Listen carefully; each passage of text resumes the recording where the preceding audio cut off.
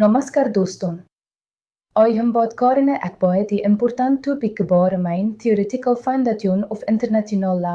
Jesme hem samjinge a international law ka definition be eskanatire a stupe a topic sef theoretical nai. Bauki flubau esisku samajine ke लिए bij बहुत relevant है. Choy batu varki himan rechetski environmentki a international triotiski. Chaliye sirkarte hein. International love का definition सबसे पहले ऐसा समझना ज़रूरी है कि इंटरनेशनल लव का मतलब क्या होता है. सिंपल शब्दों में इंटरनेशनल लॉ एक ऐसा सेट ऑफ लीगल रूल्स है जो सॉवरेन नेशंस के बीच के रिलेशंस को गवर्न करता है.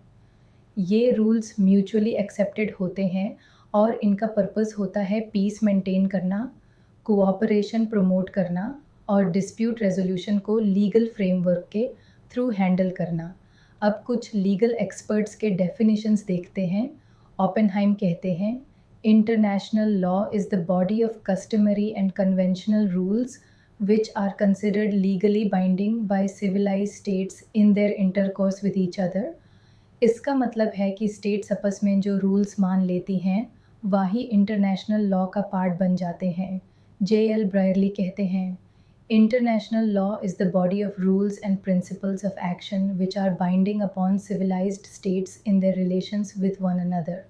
और हंस केल्सन इंटरनेशनल लॉ को एक ग्रुंड नॉर्म यानी बेसिक नॉर्म के रूप में देखते हैं जहाँ से बाकी सारी इंटरनेशनल लीगल वैलिडिटी डिराइव होती है.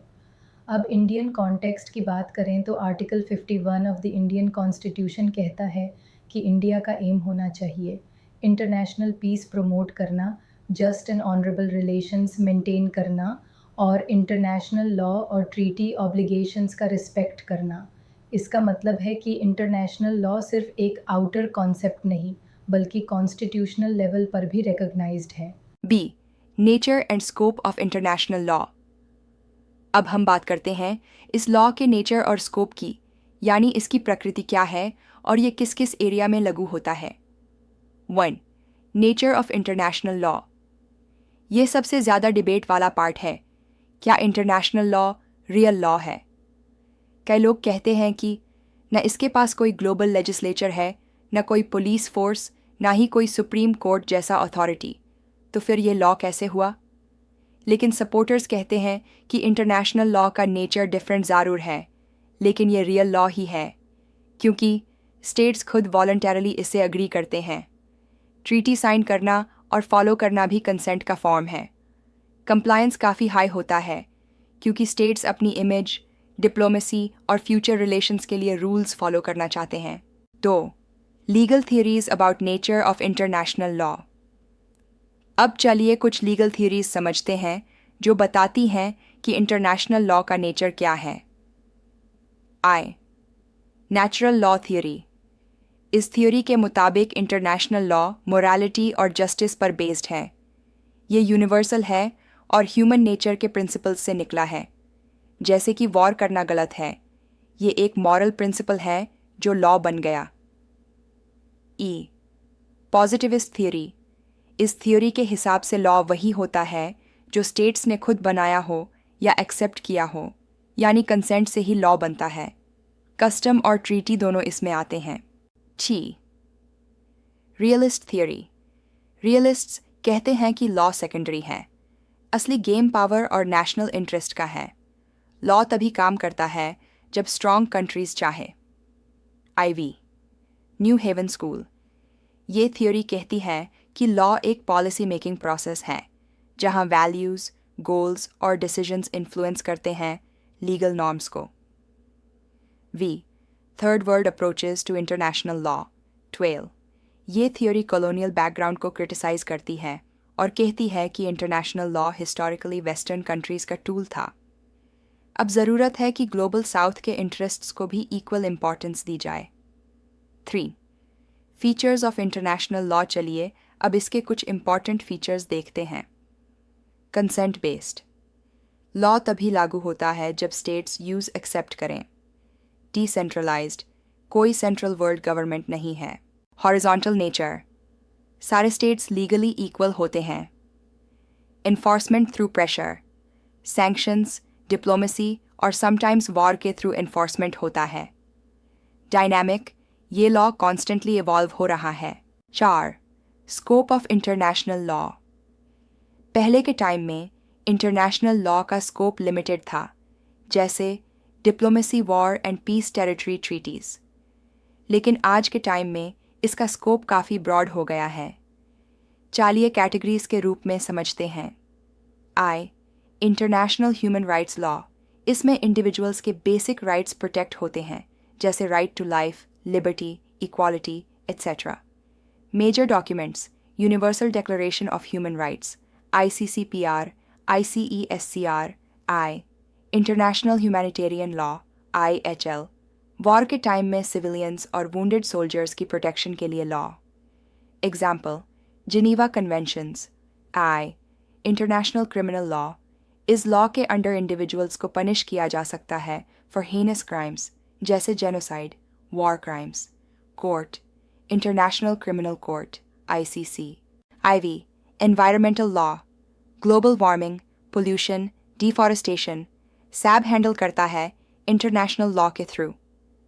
Important treaties: Paris agreement, Kyoto protocol. V, law of the C. UN close के under exclusive economic zones, EEZs, high seize, maritime boundaries define किए गए हैं। VI, space law. Outer space के peaceful use को regulate करता है। की document: outer space treaty, 1967। VI, international trade and investment law. Global trade के रूल्स डिसाइड करता है WTO, ट्रेड ट्रीटीज़ और इन्वेस्टमेंट प्रोटेक्शन अग्रीमेंट्स के through. V, migration and refugee law. Refugees के राइट्स डिफाइन करता है। Important convention: 1951 refugee convention.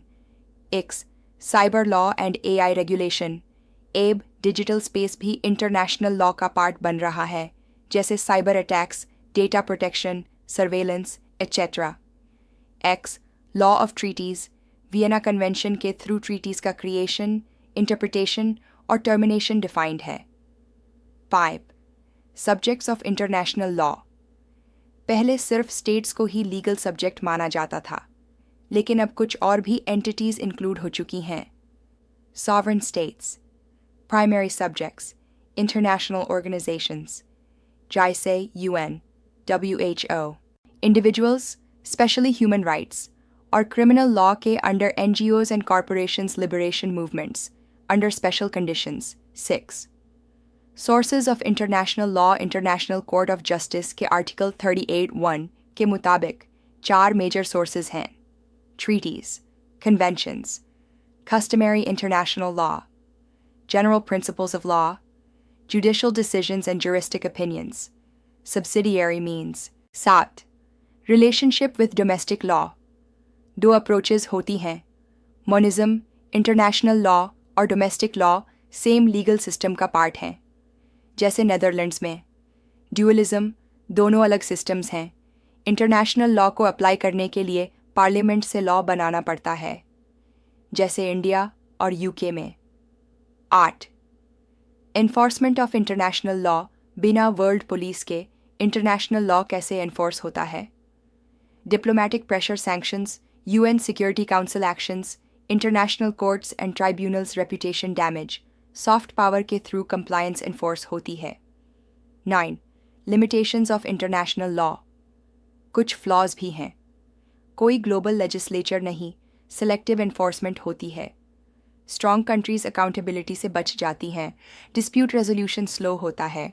Political interests enforceability को influence करते हैं। 10. Importance of international law. आज के ग्लोबलाइज्ड वर्ल्ड में इंटरनेशनल लॉ की इम्पॉर्टेंस और बढ़ गई है।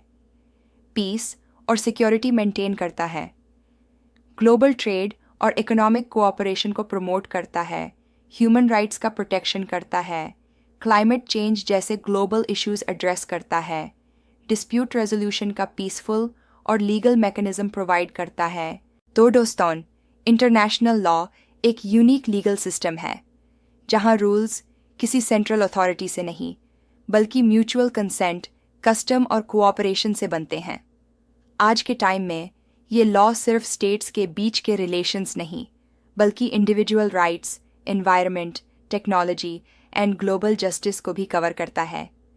इसकी अथॉरिटी और इन्फोर्सिबिलिटी पे कभी कभी सवाल उठते हैं, लेकिन एक इवॉल्विंग वर्ल्ड में इंटरनेशनल लॉ ही वो फ्रेमवर्क है जो ग्लोबल ऑर्डर को लीगल फाउंडेशन देता है। अगर आपको ये वीडियो स्क्रिप्ट पसंद आई हो तो लाइक और शेयर ज़रूर करें, और ऐसे ही लीगल टॉपिक्स के लिए चैनल को सब्सक्राइब करना ना भूलें। मिलते हैं अगले वीडियो में। धन्यवाद।